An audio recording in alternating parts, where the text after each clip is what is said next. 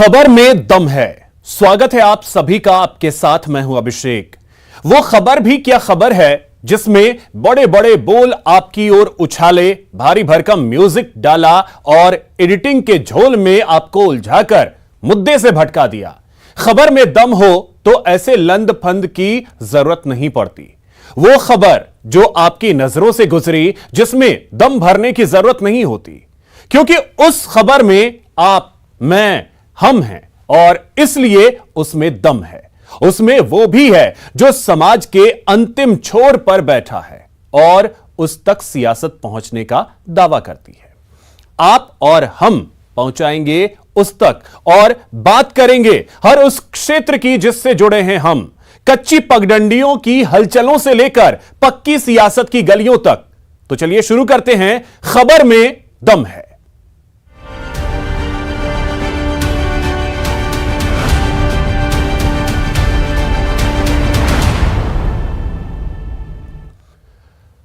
तो चलिए सबसे पहले बात रीट लीक्स की। रीट पेपर आउट को लेकर प्रदेश में सियासी संग्राम छिड़ा है। बीजेपी इस मुद्दे पर प्रदेश सरकार को घेरने में जुटी है, सीबीआई जांच की मांग कर रही है। इस बीच गहलोत सरकार ने सख्त एक्शन लेते हुए माध्यमिक शिक्षा बोर्ड के अध्यक्ष डीपी जारोली को बर्खास्त कर दिया। जांच के लिए एसओजी को फ्री हैंड दे दिया है। ऐसे में उम्मीद है रीट लीक्स में अभी और बड़े खुलासे होने की।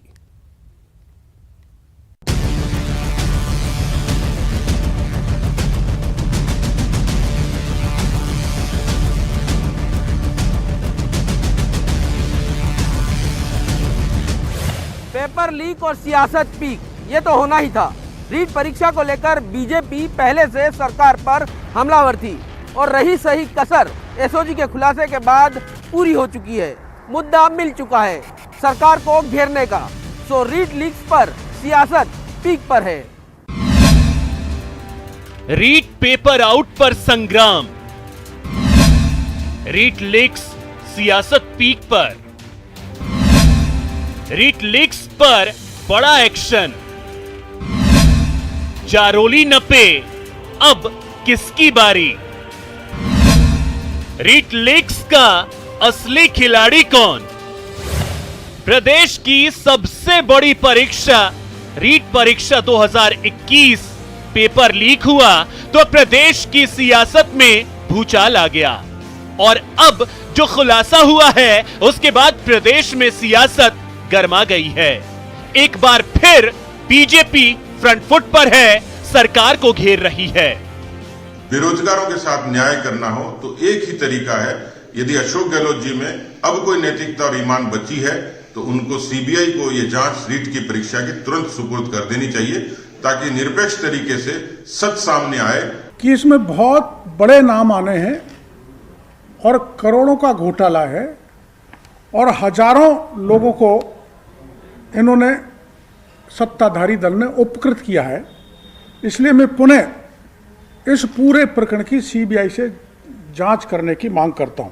पेपर लीक गिरोह में अब एसओजी की अनुसंधान के बाद स्पष्ट हो गया कि अब इस परीक्षा की पवित्रता बिल्कुल नहीं रही और न केवल परीक्षा दोबारा होनी चाहिए बल्कि इन सब लोगों को जिस प्रकार उत्तर प्रदेश में संपत्तियां जब्त की गई इन पेपर माफियाओं को, उस प्रकार सख्त कार्रवाई करनी चाहिए। जब तक एसओजी या सीबीआई तक जांच जाती है, पूरी रिपोर्ट नहीं आती, तब तक रिक्रूटमेंट रोका जाना चाहिए।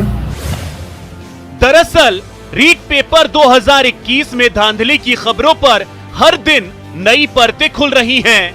स्पेशल ऑपरेशन ग्रुप यानी एसओजी की जांच में सामने आया है कि परीक्षा से पहले यानी 25 सितंबर 2021 को ही रीट के पेपर हो गए थे और इसका सौदा 1 करोड़ 22 लाख रुपए में हुआ था।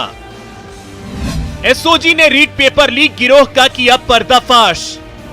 1 करोड़ 22 लाख में रीट पेपर की हुई थी डील। जयपुर में शिक्षा संकुल से हुआ था लीक। 25 सितंबर 2021 को पेपर रामकृपाल मीणा ने चोरी की थी। रामकृपाल मीणा के जरिए पेपर उदाराम विश्नोई तक पहुंचा। फिर उदाराम ने भजन लाल विश्नोई को पेपर दिया। खुलासा हुआ तो सियासत तेज हुई, हंगामा बढ़ा। इसी बीच गहलोत सरकार ने रीट लीक्स पर बड़ा एक्शन लिया। माध्यमिक शिक्षा बोर्ड के अध्यक्ष डीपी जारोली को बर्खास्त कर दिया। साथ ही बोर्ड के सचिव को निलंबित। रीट अभ्यर्थियों को भरोसा भी दिलाया कि उनके साथ अन्याय नहीं होगा। साथ ही साथ सियासी रोटियां सेकने वालों को संदेश भी। देश भर में भर्ती परीक्षाओं में पेपर लीक, नकल और ठगी की खबरें आती रहती हैं। कई बार तो इसकी सूचना भी समय पर नहीं मिलती, जिसके कारण समय रहते कार्रवाई नहीं होती। रीट परीक्षा के बारे में जब से सूचना मिली, तब से एसओजी ने पूरी गंभीरता से जांच की है। राज्य सरकार ने एसओजी को जांच के लिए फ्री हैंड दिया है। जिन लोगों की संलिप्तता पाई गई है, उन्हें गिरफ्तार कर सख्ती से पूछताछ की जा रही है। पूछताछ में आई जानकारी के आधार पर लगातार कार्रवाई की जा रही है। गड़बड़ी, कोताही और कर्तव्य में लापरवाही करने वाले सरकारी कार्मिकों को तत्काल निलंबित कर बर्खास्त करने तक की कार्रवाई करेगी। परीक्षा कराने वाले बोर्ड की जिम्मेदारी तय करते हुए चेयरमैन को बर्खास्त और सचिव को निलंबित किया गया है। राज्य सरकार परीक्षा में गड़बड़ी, कोताही और कर्तव्य में लापरवाही करने वाले हर व्यक्ति पर कड़ी से कड़ी कार्रवाई करेगी। परीक्षा में शामिल किसी भी अभ्यर्थी के साथ अन्याय नहीं होने दिया जाएगा। ये दुख की बात है कि कुछ लोग राजनीतिक रोटियां सेकने के लिए ऐसा माहौल बना रहे हैं जिससे कोई आगामी भर्ती ना हो सके। ये लोग लाखों अभ्यर्थियों के भविष्य से खिलवाड़ कर रहे हैं। राज्य सरकार बजट सत्र में नकल, पेपर लीक आदि के संबंध में कठोर प्रावधानों का बिल लेकर आ रही है। भविष्य में भर्ती परीक्षाएं निर्विघ्न तरीके से संपन्न हों, इसके सुझाव देने हेतु रिटायर्ड हाईकोर्ट जज की अध्यक्षता में उच्च स्तरीय समिति बनाई जा रही है। ये एक ऐसा विषय है जो हजारों युवाओं के भविष्य से जुड़ा हुआ है। इसके ऊपर भाजपा को या किसी भी व्यक्ति को कोई राजनीति नहीं करनी चाहिए। ये राजनीति का विषय नहीं है, बच्चों के भविष्य का सवाल है। एसओजी ने सारा मामला खोलने में लगी हुई है, तो एक बार भी सरकार को धन्यवाद दिया। उनको तो ये कहना चाहिए कि सरकार की निष्पक्षता पे हमें कोई भी शक नहीं है। ये आना चाहिए बीजेपी का बयान। इसमें कुछ लग रहा है कि आपको खुल के जब सब कुछ आ रहा है, सब कुछ सामने आ जाएगा और जो दोषी होगा वो जेल चला जाएगा। फिलहाल एसओजी को फ्री हैंड मिल गया है, जांच भी तेज है। एसओजी इस बात का पता लगाने में जुटी है कि आखिर रीट परीक्षा से पहले पेपर कहां और किस तक पहुंचा है, और आखिर रीट लीक्स का असली खिलाड़ी कौन है। फिलहाल एसओजी की तरफ से पेपर लीक को लेकर आने वाले दिनों में कई अहम खुलासे होने की उम्मीद भी जताई जा रही है। रीट पेपर लीक खुलासे के बाद बेरोजगारों में आक्रोश है, सियासत भी चरम पर है। बात सीबीआई की जांच की मांग तक पहुंच गई है, और तो और अब रीट परीक्षा को रद्द करने की मांग भी तेज हो गई है। लेकिन एक सच ये भी है कि कई भर्ती परीक्षाएं पेपर लीक के कारण रद्द हो चुकी हैं, और अगर रीट की परीक्षा भी रद्द होती है तो रीट के सफल 11 लाख से अधिक अभ्यर्थियों के भविष्य पर संकट आना तय है। कैमरा पर्सन बलबीर के साथ सौरभ गृहस्थी, न्यूज़ 18 राजस्थान, जयपुर। प्रदेश बीजेपी में इन दिनों सियासी बवाल मचा हुआ है। पार्टी नए चेहरों को तरजीह देने में लगी है। इसी बीच खुद को दरकिनार किए जाने से नाराज नेता पार्टी के अंदर अपने विरोधियों पर हमलावर हो गए।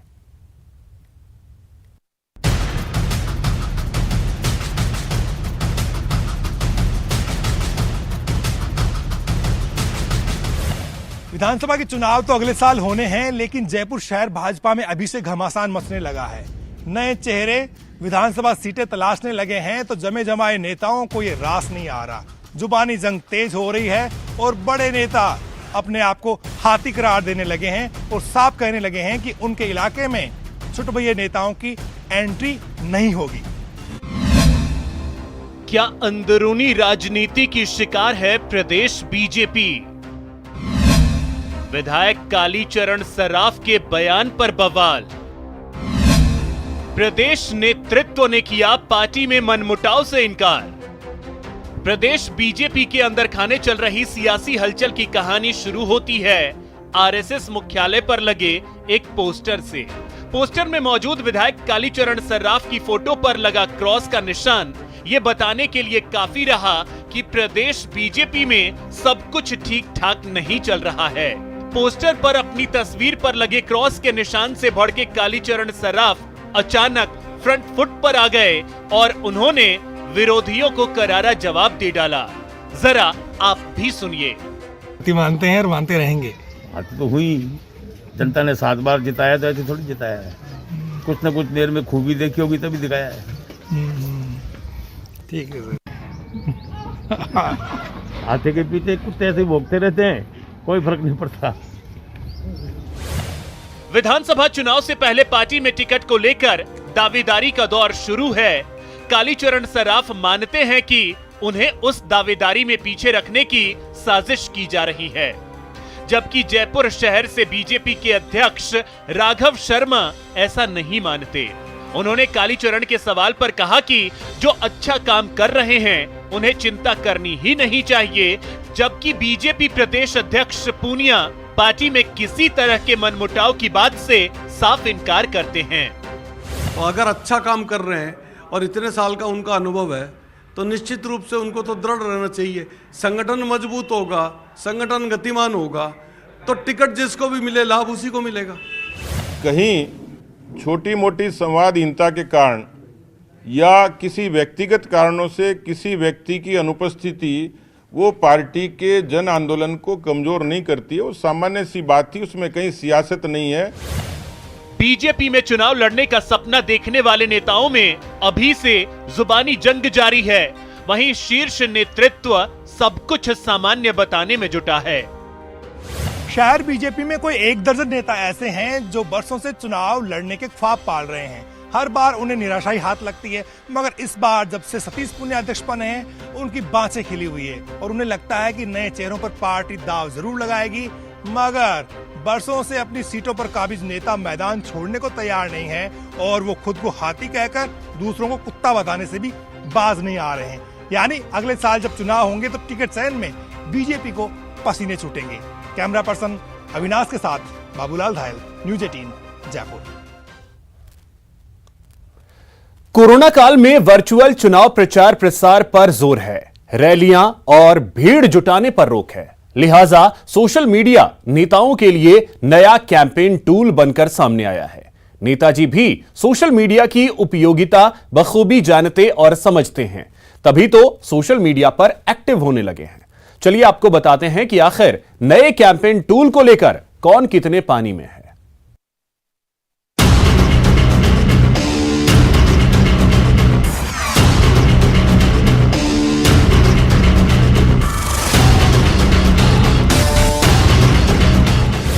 जमाना डिजिटल है, लिहाजा नेताजी और सियासी दल भी इस राह पर चल पड़े हैं।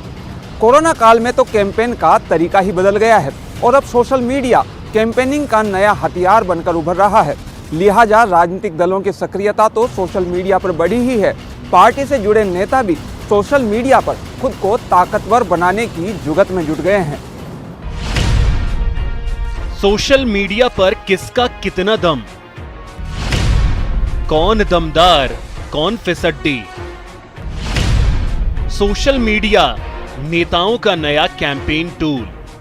जमाना सोशल मीडिया का, हर बच्चा हर बच्ची बुजुर्ग यंग सब सोशल मीडिया पर है और सबसे ज़्यादा कोई मीडिया काम कर रहा है और सोशल मीडिया ही कर रहा है। सारे चैनल्स, सारा प्रिंट मीडिया वो भी सोशल मीडिया पे आता है। नया दौर है वर्चुअल चुनाव प्रचार का, क्योंकि 5 राज्यों में होने वाले चुनाव में रैलियों और भीड़ जुटाने पर रोक है।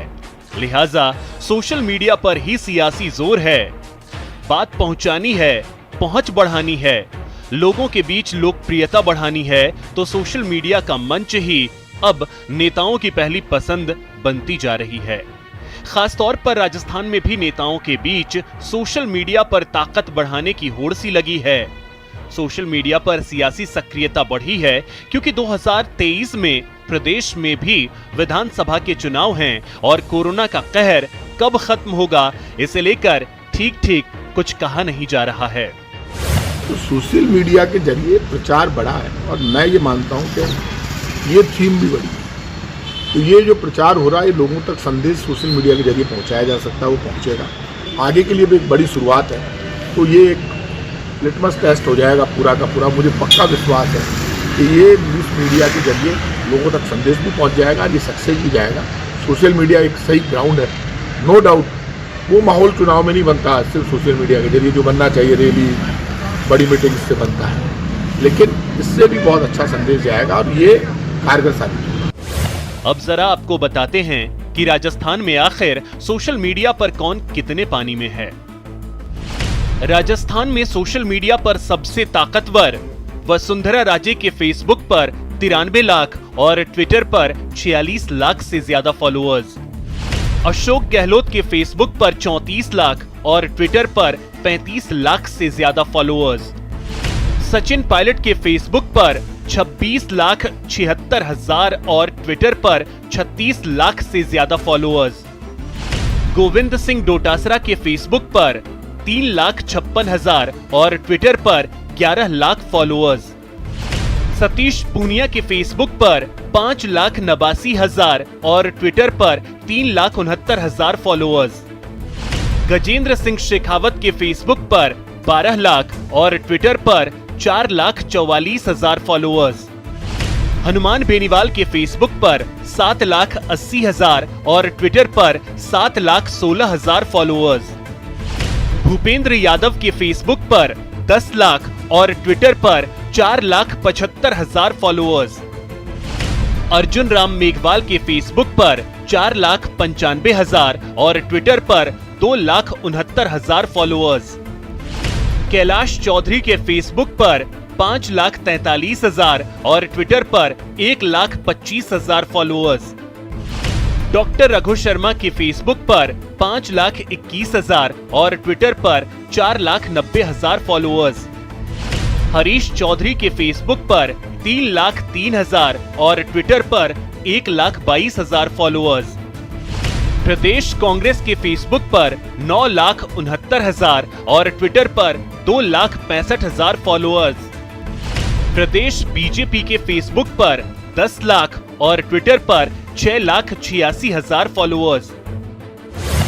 और अब आपको दिखाते हैं कि राजस्थान के मंत्रियों, विधानसभा अध्यक्ष, नेता प्रतिपक्ष और उप नेता प्रतिपक्ष के ट्विटर पर कितने फॉलोअर्स हैं।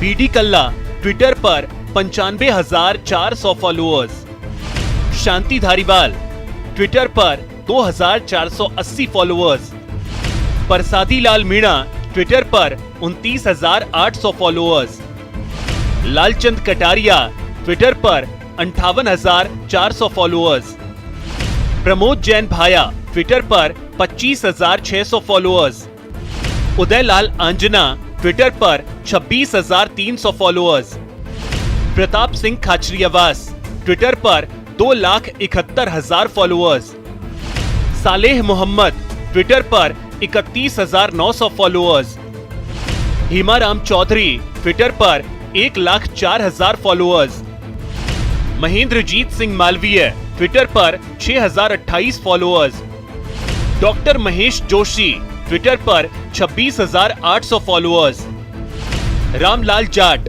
ट्विटर पर 12,000 फॉलोअर्स, रमेश मीणा ट्विटर पर 73,500 फॉलोअर्स, विश्वेंद्र सिंह ट्विटर पर 3,000 फॉलोअर्स, ममता भूपेश ट्विटर पर 54,08,000 फॉलोअर्स, भजन लाल जाटव ट्विटर पर 4,572 फॉलोअर्स, टीकाराम जूली ट्विटर पर 28,300 फॉलोअर्स, गोविंद राम मेघवाल ट्विटर पर 2,027 फॉलोअर्स, शकुंतला रावत ट्विटर पर 21,700 followers, doctor CP Joshi Twitter पर 5,40,000 फॉलोअर्स, गुलाब चंद कटारिया ट्विटर पर 69,700 फॉलोअर्स, राजेंद्र राठौड़ ट्विटर पर 2,99,000 फॉलोअर्स।